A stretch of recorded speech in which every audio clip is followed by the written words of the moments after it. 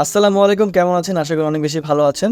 তো আজকের ভিডিওতে আমি দেখাবো আপনারা কীভাবে গিট ইনস্টল করতে পারবেন আপনার পিসিতে ডাউনলোড করে, এবং ভিএস কোড দিয়ে আপনি কীভাবে আপনার কোডগুলোকে আপনি গিট রিপোজিটরি ক্রিয়েট করে গিটহাবে পুশ করতে পারেন।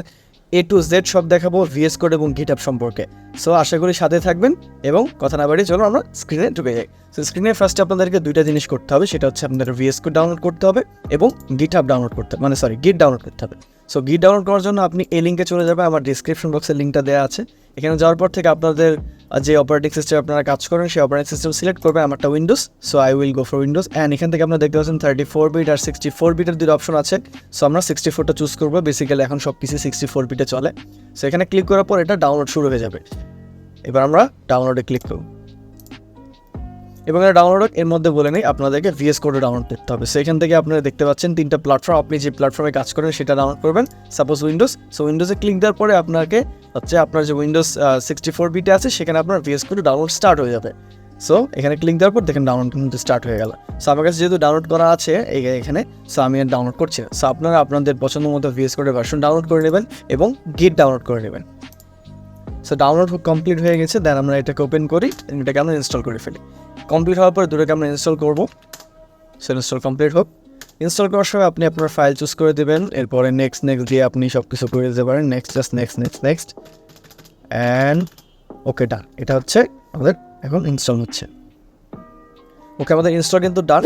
ওকে, সো আমাদের গিট ব্যাশ ডাউনলোড করা শেষ, ভিএস কোড ডাউনলোড করা শেষ। এবার আমরা চলে যাবো আমাদের গিটহাব অ্যাকাউন্ট খোলার জন্য। সো গিটহাব অ্যাকাউন্ট খোলার জন্য আমরা চলে যাবো github.com-এ। github.com-এ যাওয়ার পর এখান থেকে সাইন ইন সাইন আপ দুটো অপশন দেখতে পাচ্ছি। সো আমরা সাইন আপে ক্লিক করবো, অ্যাজ ইন আমরা নতুন অ্যাকাউন্ট খুলবো। সো দেখতে পাচ্ছেন এখানে ওয়েলকাম, এবং এখানে আপনার মেল অ্যাড্রেস দিয়ে দেবেন, আপনি যে মেলটা দিয়ে আপনার এটা খুলবেন।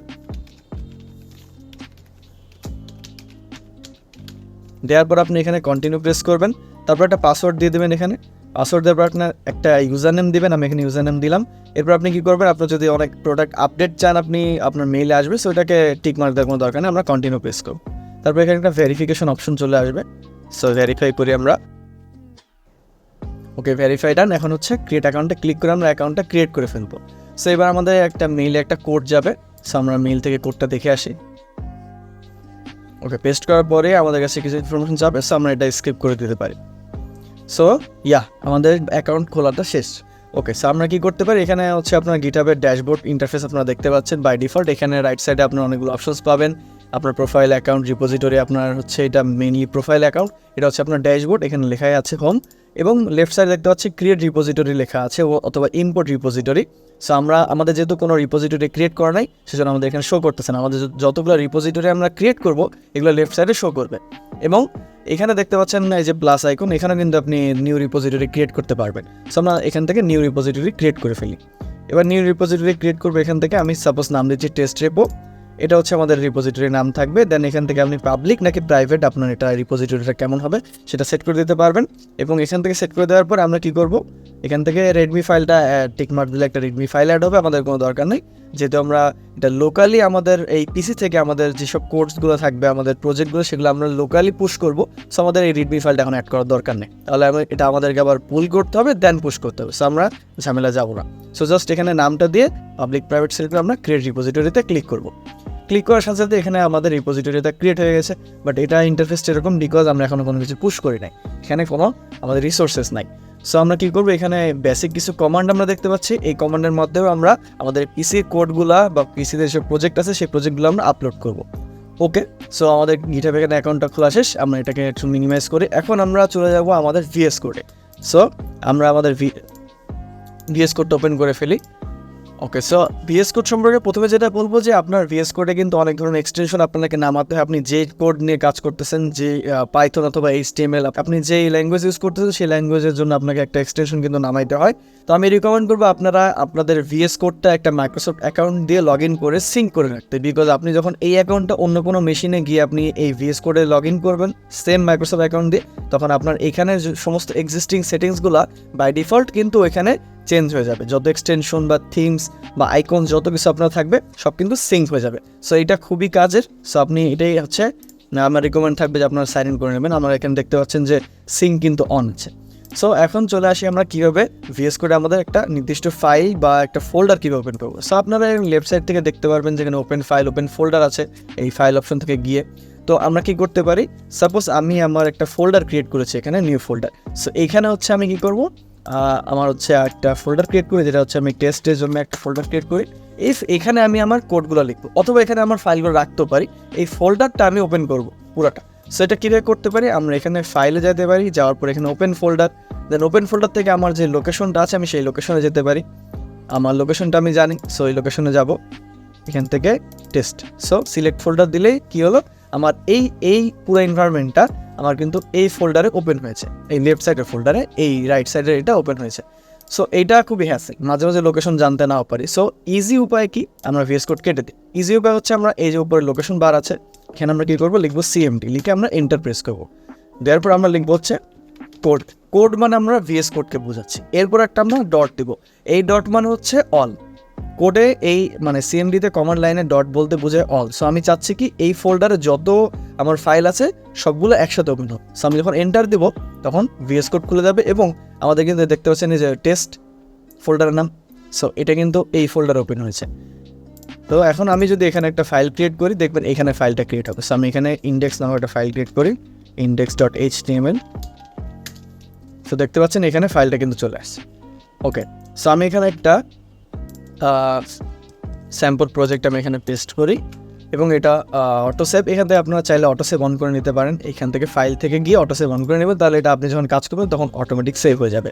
ওকে, সো এটা আমাদের হচ্ছে প্রজেক্ট। সো আমরা এই index.htmlটা আমাদের এই যে গিটে আমরা রিপোজিটরি ক্রিয়েট করেছি, এখানে আমরা পুশ করব। সো গিটের কাজ হচ্ছে তিনটা। প্রথম কথা হচ্ছে আপনাকে যখন প্রথম রিপোজিটরি ক্রিয়েট করবেন তখন আপনাকে প্রথমে অনেকগুলো কমান্ড রান করতে হবে, কারণ আমরা ইনিশিয়ালাইজ করব গিটটাকে। ইনিশিয়ালাইজ করার পরে যখন আপনি সেকেন্ড টাইম সেই সেম এক্সিস্টিং রিপোজিটরিতে আপনি আপনার কোডগুলো আপডেট করবেন এবং পুশ করবেন, তখন আপনাদের তিনটা মতো স্টেপ, সেটা হচ্ছে অ্যাড করা, git add, দেন git commit, দেন git push। এই তিনটা কমান্ডের মাধ্যমে আপনারা আপনাদের এই কোডগুলোকে আপনার এক্সিস্টিং রিপোজিটরিতে আপডেট কোডগুলো আপনি আবার পুশ করতে পারবেন। সো যেহেতু আমরা প্রথম করতেছি, এখনও আপডেট করবো না, আমরা জাস্ট প্রথমেই ইনিশিয়ালাইজ করবো, তো আমাদের এখানে কমান্ডগুলো একটু ভিন্ন। সো কমান্ডগুলো ভিন্ন বলতে দেখতেছি, সো আমাদের এখানে দেখতে পাচ্ছি আমরা যে আমরা যখন এই যে এখানে দেখতে পাচ্ছি যে git init। সো আমরা কি করব, আমরা এই VS কোডের মধ্যেও কিন্তু আমরা git bash রান করতে পারি, অথবা আমরা এখানে রাইট ক্লিক দিয়ে সমরে গিয়ে দেখতে পাচ্ছি যে ওপেন git bash here, এটা দিয়েও কিন্তু করতে পারি। সো আমরা এখানে দিয়ে যদি আমরা লিখি যে git init লিখে এন্টার দিলে আপনারা দেখতে পাচ্ছেন যে এই যে এখানে একটা এমটি গিট ফাইল তৈরি হয়েছে, একটা hidden file. So hidden file দেখবেন কীভাবে, আপনি হচ্ছে এখানে ভিউতে যাবেন, এখানে যাওয়ার পর অপশনসে ক্লিক করবেন, আপনার যদি উইন্ডোজ 11 হয়, অপশনসে যাওয়ার পরে এখানে আপনি ভিউতে যাবেন, যাওয়ার পর দেখতে পাচ্ছেন যে এই যে ডোন্ট শো হিডেন ফাইলস, এটা আপনার ক্লিক দেওয়া থাকবে, এই যে এরকম থাকবে, তখন আপনি এটা দেখতে পাবেন না। এখানে শো হিডেন ফাইল দিয়ে আমরা অ্যাপ্লাই করে ওকে দেবো, তাহলে আমাদের একটা .git নামক একটা ফাইল দেখতে পাচ্ছি। সো এটা যদি আমি ডিলিটও করে দিই, তো আমরা এখান থেকে যদি ওপেন করি টার্মিনাল দিয়ে, সো আমরা এখান থেকে কী করবো, টার্মিনাল থেকে নিউ টার্মিনালে ক্লিক করবো। এখন যদি আমি এখানেও লিখি যে git init, তাহলে কিন্তু দেখতে পাবো এখানে একটা .git নামক ফোল্ডার কিন্তু ক্রিয়েট হলো। সো এখানে আমি পাওয়ারশেলে কাজটা করতেছি, গিটহাবের কাজটা। আমি যদি যে প্লাসের পাশে যে ড্রপডাউন আইকন আছে, এই আইকনে যদি আমি প্রেস করি, তাহলে আমি অনেকগুলো অপশন দেখতে পাবো, এখান থেকে কিন্তু git bash অপশনটা আছে। সো git bash সিলেক্ট করেও কিন্তু আমি এখানে আমার কমান্ডগুলো চালাতে পারি। আমি যেমনটা এখানে git bash করলাম, আমি এখানেও কিন্তু টার্মিনালে আমি হচ্ছে এটা করতে পারি।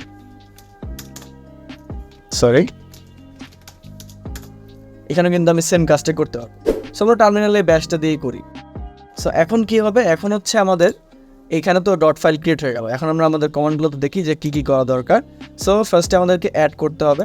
সো আমরা কী করবো, এখানে git add ডট মানে একটু কী বললাম যে আমাদের পুরো জিনিসটাকে একসাথে অ্যাড করা। সো ডট বলতে আমরা এখানে যা কিছু আছে সবগুলোকে আমরা একসাথে অ্যাড করবো। সো এরপরে এন্টার দিলাম, দেওয়ার পর কিন্তু আমাদের এখানে অ্যাড হয়ে যাবে। অ্যাড হয়ে যাওয়ার পরে কিন্তু আমরা এখানে দেখতে পাবো যে এখানে একটা আইকন দেখা যাবে, তার মানে ইন্ডেক্স অ্যাডেড। আমরা যদি শেষে দেখি তাহলে হচ্ছে ইন্ডেক্স অ্যাডেড দেখাচ্ছে। ওকে, সো এখন এটাকে আমরা কী করবো, আমরা অ্যাড করে ফেললাম, দেন আমাদেরকে কি একটা কমিট করতে হবে। সো কমিটটা বেসিক্যালি আপনার এখানে একটা কমিট কমান্ড হচ্ছে এরকম, যে git commit -m, তারপর একটা কমিট মেসেজ। সো কমিট মেসেজটা ডাবল কোটেশনের মধ্যে ফার্স্ট কমিট লেখা আছে। আমি কমিট মেসেজটা হচ্ছে আমার জন্য, যে মানে আপনাদের জন্য, আপনারা যারা কোডটা আপলোড করবেন, সো আপনারা যাতে বুঝতে পারেন যে এটা কখন কমিট করা হয়েছে বা কিছু। সো এখানে একটা কমিট মেসেজ আমরা দিয়ে দিতে পারি, তারপর আমরা এন্টারে ক্লিক করবো। ক্লিক করার পর আমরা দেখতে পাচ্ছি এখানে একটা আমাদের এরর দিয়েছে, আমাদের বলতেছে যে আমাদের ইমেল আর ইউজার নেমটা দিতে। সো আপনারা আপনাদের একটা ইমেল আর ইউজার নেম দিবেন, আপনি যে রিপোজিটরিতে খুলেছেন যে ইমেলটা দিয়ে এবং যে ইউজার নেম দিয়ে সেটা আমরা দিয়ে দেবো। সো আমার হচ্ছে এই ইমেলটা আমি এখানে দিব। সো এখান থেকে আমি গ্লোবালটা রিমুভ করে দিয়েছি। এখানে কি বলেছে দেখেন, গিট কনফিগ - গ্লোবাল। সো আমি গ্লোবালটা রিমুভ করে দিয়েছি। আমি যতবারই নতুন করে কোনো গিট ইনিশিয়ালাইজ করব আমি ততবার এরকম দিয়ে ততবারই আমি ইউজার নেমটা দিব। সো ইউজার নেম দিয়ে আমি ইমেল দিয়ে এন্টার দিলাম, এরপরে ইউজার নেমটা দিয়ে এন্টার দেবো। ওকে, আমার কাজ ডান। এবার আমি আবার কী করবো, আবার আমরা সেই কমিটটা করবো। সো এই কিবোর্ডে যে আপ অ্যান্ড ডাউন অ্যারো আছে, আমরা এটা প্রেস করলে কিন্তু এটা অটোমেটিক্যালি উপরের যেসব প্রিভিয়াস কোডস বা প্রিভিয়াস কমান্ডসগুলো সেগুলো কিন্তু টানবে। সো আমি এভাবে করে আমি কমিটে আসলাম, এবার এন্টার দিলাম। সো এখানে দেখতে পাচ্ছেন ওয়ান ফাইল চেঞ্জ দেখাচ্ছে। সো আমাদের কমিটটা কিন্তু হয়েছে।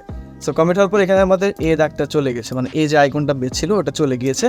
এরপরে কমিট করা শেষে সো আমাদের কী করবো, আপনারা এখানে দেখতে পাচ্ছেন যে মাস্টার লেখা আছে, তার মানে এটা হচ্ছে মাস্টার ব্রাঞ্চে।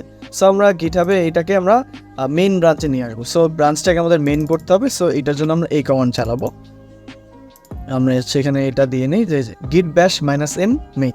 সো এটা দিলে কী হবে, আপনারা দেখতে পাচ্ছেন মাস্টার থেকে মেইনে কনভার্ট হয়ে গেল। দেন আমাদের কী করতে হবে, আমাদের এই যে গিটের যে লিঙ্কটা, এই যে আপনারা দেখতে পাচ্ছেন এই গিট রিপোজিটরির লিঙ্ক, এইটাকে আপনার পিসির সাথে কানেক্ট করতে হবে। পিসির যে গিট ব্যাশ আছে সেই গিট ব্যাশের সাথে আপনার এই গিটহাবের রিমোট লোকেশনটা অ্যাড করতে হবে। সো আমরা কী করব, এই কমান্ডটা কপি করব, রিমোট অ্যাড, এরপর আমাদের এই লিঙ্কটা। সো আমরা এখানে এসে এন্টার দিব, তাহলে অ্যাড হয়ে গেল। এবার আমাদের কী কাজ, আমরা জাস্ট পুশ করব একবার মেইনে। সো আমরা এখান থেকে এন্টার দিলাম। সো দেওয়ার সাথে সাথে কিন্তু আমাদের কী হলো, এটা কিন্তু পুশ হয়ে গেল। সো এখানে দেখতে পাচ্ছেন যে branch main set up.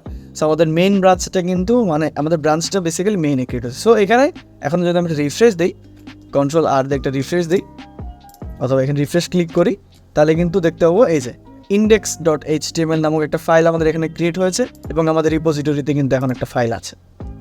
So এই যে আমরা যেটা মাত্র কমিট করলাম, পুশ করলাম সেটা। সো এখন কি হবে, এখন আমি যদি এখানে কোনো চেঞ্জ আনি তাহলে কেমন হয় আমি দেখাই। সো এটাকে আমরা ক্লিয়ার করে দিই। ওকে, সো এখন আমি কি করব, এখন সাপোজ আমি এখান থেকে একটা কালার চেঞ্জ করি। সাপোজ এই কালারটা আমি হচ্ছে রেড করে দিলাম। ঠিক আছে, আমি আমার কোডটা আপডেট করেছি। সো রিমোট লোকেশন আমার কোডটা আপডেট হয় এবং আপনি দেখতে পাবেন এখানে এম লেখা আছে, তার মানে মডিফাইড। সো আমার কোডটা মডিফাইড হয়েছে। এখন আমাকে কি করতে হবে, এই কোডটাকে তো এই রিপোজিটরিতে পুশ করতে হবে। সো এখানে এই যে আপনি দেখতে পাচ্ছেন ফার্স্ট কমিট লেখা, তার মানে এটা প্রথমবার কমিট করা আছে। সো এখন গিটে আমি বলেছিলাম তিনটা, সেটা হচ্ছে প্রথমে আমরা কি করব, গিট অ্যাড, তারপর ডট করব, গিট অ্যাড করে ফেললাম, গিট অ্যাড, ওইটা সেকেন্ড। ওকে, প্রথমে আমি কী করবো, গিট অ্যাড করলাম। গিট অ্যাড করার পর আমাদের কী করতে হবে, একটা কমিট করতে হবে। সো গিট কমিট, এরপরে লিখবো -m। দেন আমরা কী করবো, আমাদের সেকেন্ড কমিট বা মডিফাইড, সো আমরা দিলাম মডিফাইড কোড ইন্ডেক্স। সো আমরা লিখলাম যে মডিফাইড কোড ইন্ডেক্স। এবার আমরা কী করবো, এন্টার দিব। সো কী হলো, কমিট হয়ে গেল। এবার আমাদের কী কাজ, পুশ করা। সো গিট পুশ, ডান। সো আমরা পুশ করে ফেললাম এবং আমাদের পুশ একটা কনফার্মেশন মেসেজ আমরা পেয়েছি। সো আমরা কী করবো, এখন এখানে যদি আমরা রিফ্রেশ দিই, সো এটা কোডের উপর ডিপেন্ড করে যে কত টাইম লাগবে। সো দেখতে পাচ্ছেন এখানে কমিট মেসেজটা কিন্তু চেঞ্জ হয়ে গেছে এবং এখানে নাও লেখা। সো মডিফাইড কোড ইন্ডেক্স, আমরা যে এখানে কমিট মেসেজে লিখেছিলাম সেটা এটা, তার মানে এটা কিন্তু আপডেটেড ইন্ডেক্স কোড। সো এখান থেকে এই যে 13 নম্বর লাইনে কালার যেটা, এখান থেকে 13 নম্বর লাইনে আমরা দেখবো যে চেঞ্জ হয়েছে। সো এই যে 13 নম্বর লাইনে কালারটা কিন্তু আমাদের সেম, তো এটা কিন্তু মডিফাই হয়ে গেছে। তো আপনি এইভাবে আপনার এখানে আপনি হচ্ছে পুশ করতে পারবেন। পাশাপাশি আপনি যখন নতুন করে আবার কোনো একটা রিপোজিটরি ক্রিয়েট করবেন, তখন সেখানে আপনার গিট ইনিট কমান্ডগুলো চালানো লাগবে, যেগুলো আপনার রিপোজিটরির মধ্যেই আপনার ওখানে দেখিয়ে দেবে। সো এখন যখন আমি কোনো কোড আমি নতুন করে লিখবো, তখন জাস্ট আমি এখানে গিট অ্যাড করব, কমিট করব, দেন পুশ করব, সিম্পল। এবং আমরা একটা জিনিস এখান থেকে লাইভ পেজ কীভাবে গিটহাবে করে সেটা আমরা দেখবো, যে আপনার গিটহাবে আপনি কোনো স্ট্যাটিক ওয়েবসাইট আপনি যদি লাইভ করতে চান, সেটা আপনি ফ্রিলি করতে পারবেন। স্ট্যাটিক বলতে আপনার ওয়েবসাইটের কোডের মধ্যে শুধুমাত্র HTML, CSS and JavaScript allowed, 3 রকমের ফাইল টাইপ দিয়ে যদি আপনি কোনো ওয়েবসাইট ক্রিয়েট করেন, তাহলে সেটা আপনি লাইভ করতে পারবেন গিটহাব পেজের মাধ্যমে। সো গিটহাবে মনে করেন আমি এখন index.html আমার এখানে পুশ করা আছে। সো আমরা কী করবো, এখান থেকে সেটিংসে চলে যাব, এই রিপোজিটরি সেটিংসে, এবং এখান থেকে পেজেস নামক অপশনে চলে আসবে। পেজে আসার পরে দেখতে পারবো যে এখানে ব্রাঞ্চ নামে একটা সিস্টেম লেখা আছে, যে এখানে লেখা দেখেন GitHub Pages is designed to host your personal organization or project pages from a GitHub repository. So আমরা কী করবো, এই ব্রাঞ্চের এখানে যে নান আছে, এখান থেকে আমরা মেন সিলেক্ট করে আমরা রুট ফোল্ডার দিয়ে দিব, দিয়ে সেভ ক্লিক করব। সেভ ক্লিক দেওয়ার পরে কী হচ্ছে দেখেন, GitHub পেজ সোর্স সেট।